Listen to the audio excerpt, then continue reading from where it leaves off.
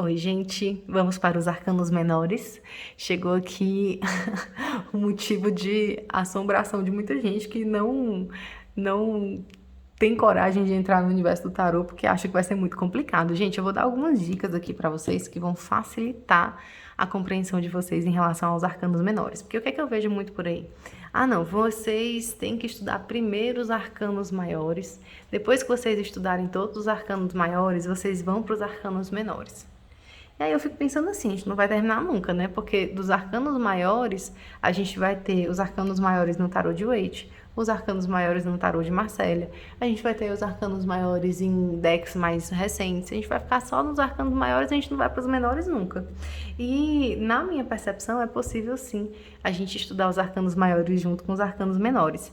Na minha mentoria, sempre que a gente vê um arcano maior, ou pelo menos na maioria das vezes, a gente vê um arcano maior e vê junto alguns arcanos menores, para a gente dar essa sensação de continuidade. Tem um checklist em que você vai todos os dias ver quais são as cartas que você viu no dia, você vai fazer exercícios em relação a essas cartas, não são exercícios difíceis, são exercícios super tranquilos, maravilhosos, que dão prazer, sabe, em colocar ali aquele conhecimento no papel. É muito bom mesmo. Então, eu fiz uma dinâmica, eu criei uma dinâmica de aprendizado do tarô que vai juntar o nosso conhecimento tanto dos arcanos maiores com os arcanos menores e a gente vai aprender tudo junto durante os primeiros 22 dias, né? Começando lá do dia 0 até o dia 21.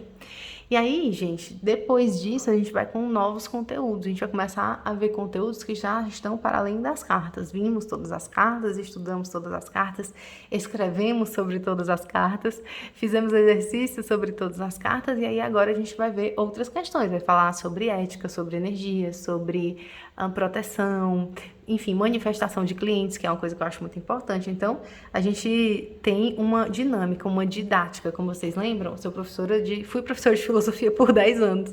Então, gente, ser professora de filosofia não é fácil. Vocês imaginam ser professora de filosofia numa escola militar do exército. Os alunos tudo doido querendo ver matemática, querendo ver física, e aí quem é que quer saber de filosofia, pelo amor de Deus? Ninguém, né, gente? E aí o maior elogio que eu tinha era quando eu vinha com o aluno, vinha para mim e dizia assim, professora, eu não gosto de disciplina de humanas, tá? Mas a sua matéria é a minha preferida da semana. Gente, eu amava isso, né?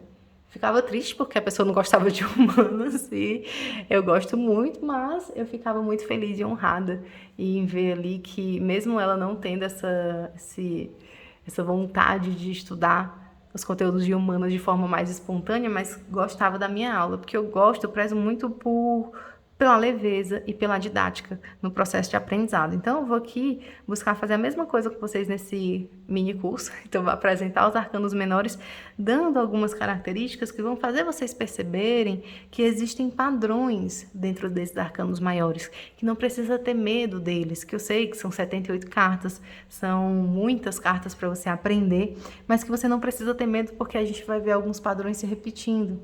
Então, por exemplo, a gente tem uma mesma quantidade de carta em cada um dos naipes. A gente tem, olha só, prestem atenção nessas 4 cartas aqui. Vocês estão percebendo que tem uma semelhança? Você tem sempre uma nuvenzinha aqui em uma mão, uma nuvem, uma mão, uma nuvem, uma mão, uma nuvem, uma mão. Cada uma segurando o símbolo principal do seu naipe.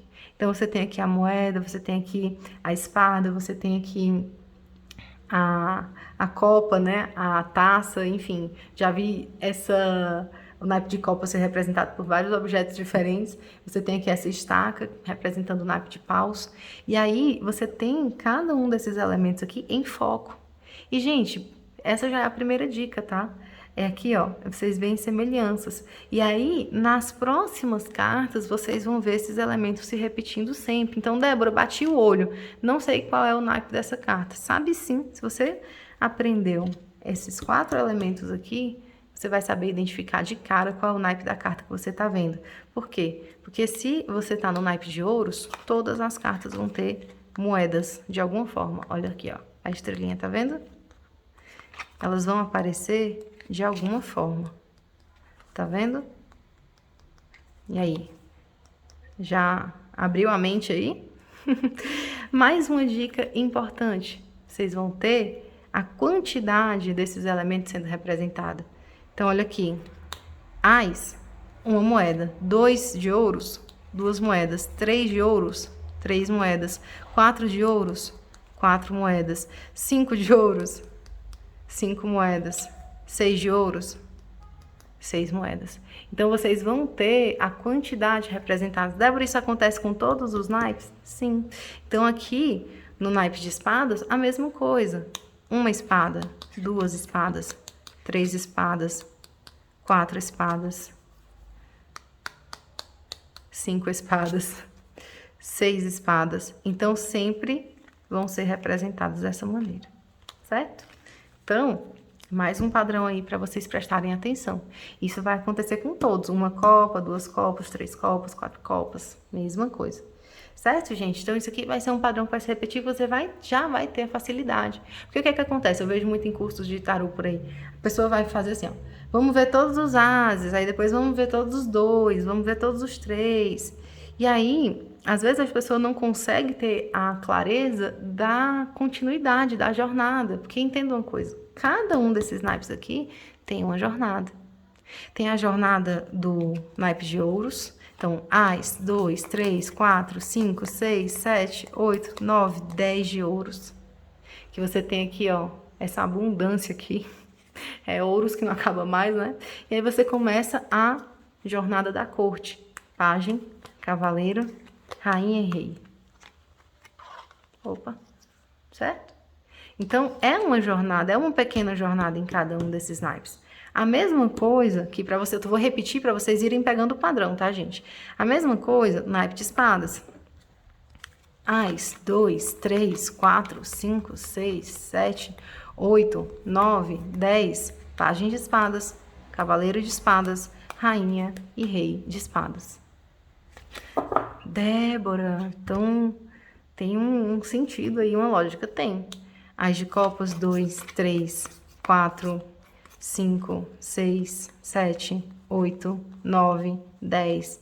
Pajem de copas, cavaleiro de copas, rainha de copas, rei de copas. Vocês vão errar? Me digam se vocês vão errar a partir de agora, qual é a carta que vocês estão olhando. Não dá, né, gente? Porque já tá tudo aí bem nítido para vocês. Ás de paus, 2 de paus, 3, 4, 5, 6, 7, 8, 9, 10. Pajem de paus, cavaleiro de paus, rainha e rei de paus. Então, você tem do Ás ao 10.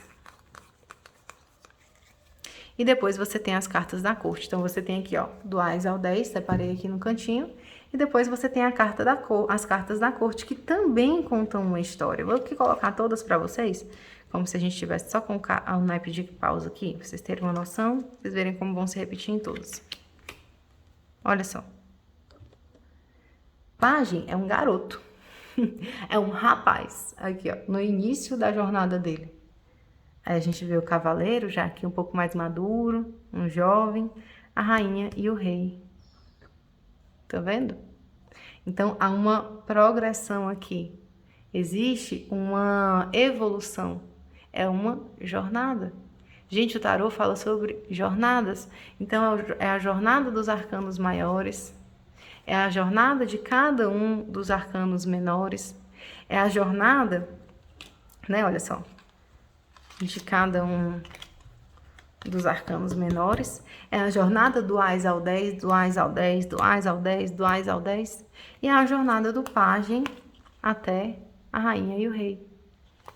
Então, a jornada do pajem até a rainha e o rei vai acontecer aqui em cada um desses naipes. Deu para perceber? Conseguiram entender a lógica por trás dos naipes dos arcanos menores? Entenderam agora? Gente, me contem aí nos comentários se vocês conseguiram entender, se fez sentido para vocês, se ficou alguma dúvida, que eu respondo vocês, não se preocupem. Já deixei claro para vocês lá no grupo, né, que essa nossa jornada é uma jornada de introdução ao tarô. Não é algo que a gente já vai pegar questões bem mais avançadas sobre o tarô, porque isso aí vocês vão ver em um curso específico ou dentro da sua enfim, da sua jornada de aprendizado, se você escolher aprender sozinho o tarô, se você escolher ler os livros por conta própria e tudo mais. Mas o que eu estou oferecendo para vocês aqui é clareza. É um mini curso para você perceber que o tarô é muito mais fácil do que o que você imagina, muito mais tranquilo. Débora, mas eu já ouvi que o tarô é difícil sim, que o tarô é difícil mesmo. Eu ouvi isso de uma pessoa que é muito importante dentro do tarô. Gente, se a pessoa se auto-intitula muito importante, aí é uma questão dela com ela mesma. Eu não vejo sentido nisso. Eu vou repetir isso 1000 vezes. Não vejo sentido nisso, porque a gente não é um mais especial do que o outro, não. Pra vocês terem uma noção, eu com as minhas alunas, eu não me coloco numa posição de que eu sou mais do que elas. Estamos todos ali, aprendendo. Porque a partir do momento que você começa a estudar o tarô, você nunca mais termina. Então como é que eu posso me colocar numa posição de que sei tudo e elas nada, se eu sei que eu vou continuar aprendendo sobre o tarô pro resto da minha vida? Então, eu acho isso desnecessário, né? Mas porque eu vi que é muito difícil, que você tem que saber o que é que significa cada um esses elementos aqui. Lá no meu diário que eu fiz para as meninas, né, que é o material em que vocês imprimem quando vocês estão na jornada, eu deixei uma frase que fala o seguinte, vou até pegar aqui para vocês, vou ler para vocês. Esse aqui é o nosso diário. Então, olha só. A simbologia é muito mais rica do que conseguimos captar e nunca conseguiremos imprimir na íntegra a complexidade simbólica pretendida pelo Waite, né?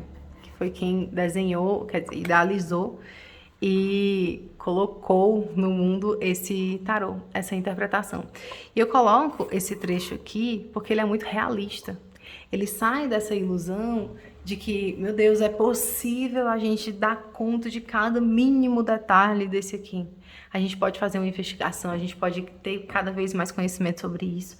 Mas, gente, fazer uma ótima interpretação sobre o tarô não necessariamente vai fazer com que você precise saber de cada um desses símbolos. E eu vou dizer para vocês por quê. Porque no tarô de Waite vai ter esses símbolos, no tarô de Marcélia vão ter outros símbolos, e em outros tarôs vão ter outros símbolos, que o que importa é a gente saber qual é. Claro que os símbolos importam, tá? Não tô dizendo que não importam, mas o que é mais importante do que o símbolo em si, do que esses pequenos símbolos em si, é o que quer dizer a mensagem dessa carta, a mensagem desse arcano. Porque cada autor que vai colocar um deck no mundo, ele vai colocar elementos que ele considera importantes, relevantes para a compreensão da mensagem que está nessa carta. Mas vai ter deck que vai usar determinados elementos e outros não. Mas aquele sentido principal daquela carta vai se repetir em todos os decks. Então é importante a gente saber, a gente estudar cada um desses elementos? Mas a gente não precisa se desesperar e pensar assim, meu Deus do céu, eu só vou poder saber da possibilidade de eu conseguir atender alguém e ajudar alguém se eu souber. Deixa eu ver aqui, dar um exemplo aqui para vocês. Deixa eu ver aqui. O que é que significam cada uma dessas gotinhas aqui na carta? Certo? Porque isso aqui pode ser que alguém deduza algo sobre isso.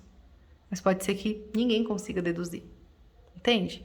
A gente ainda está descobrindo sobre esses símbolos. Porque não há algo escrito, não há uma Bíblia que diga, pronto, é isso aqui. Não sei se vocês já perceberam, para quem já tem tarô, já deve ter percebido que os tarôs, eles vêm com livrinhos. Gente, vocês já deram conta daqueles livrinhos ali? Olha o tamanho daquele livrinho ali. Aquele livrinho ali tem o mínimo do mínimo do mínimo do mínimo do mínimo do mínimo do mínimo de informações sobre o tarô. É assim para você ter a primeira percepção. É para você fazer as suas primeiras tiragens. É para você se arriscar pelas primeiras vezes ali. É aquele livrinho ali. Vai ter dizendo o que é que significa cada um desses mínimos símbolos? Não vai.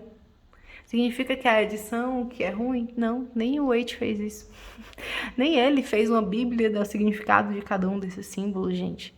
Então, antes dele, nem existia. Antes dele não, né? Durante 400 anos nem existiam livros definindo cada um desses símbolos. Então, o que a gente está fazendo hoje é buscando, claro, buscar essas relações, ter noção do que tem aqui, né, para que a gente tenha cada vez mais percepções e enriqueça mais a nossa percepção sobre o tarô.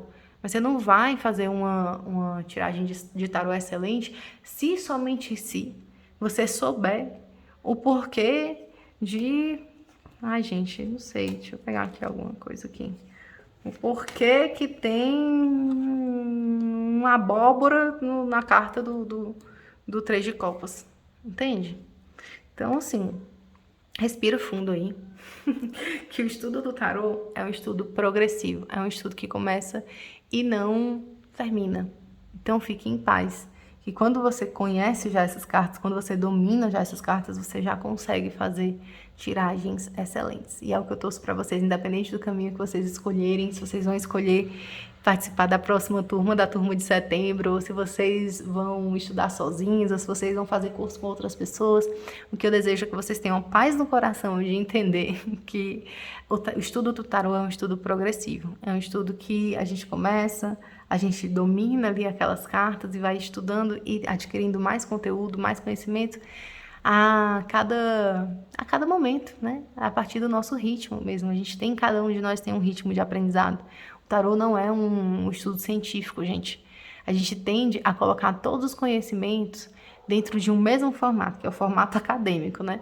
E aí todos os conhecimentos a gente quer que se adequem ao formato acadêmico. E tem conhecimento que não é acadêmico. Os oráculos não são conhecimentos acadêmicos. Paciência, a gente precisa lidar com isso, né? Porque a gente fica lá, porque de repente cria um deck novo sobre o tarô, aí o deck não obedece todas as cartas, né? O mesmo padrão das cartas que o Waite propõe. Aí pronto, o tarô não presta, o deck não presta, queima o tarô, queima o autor, bota na cruz.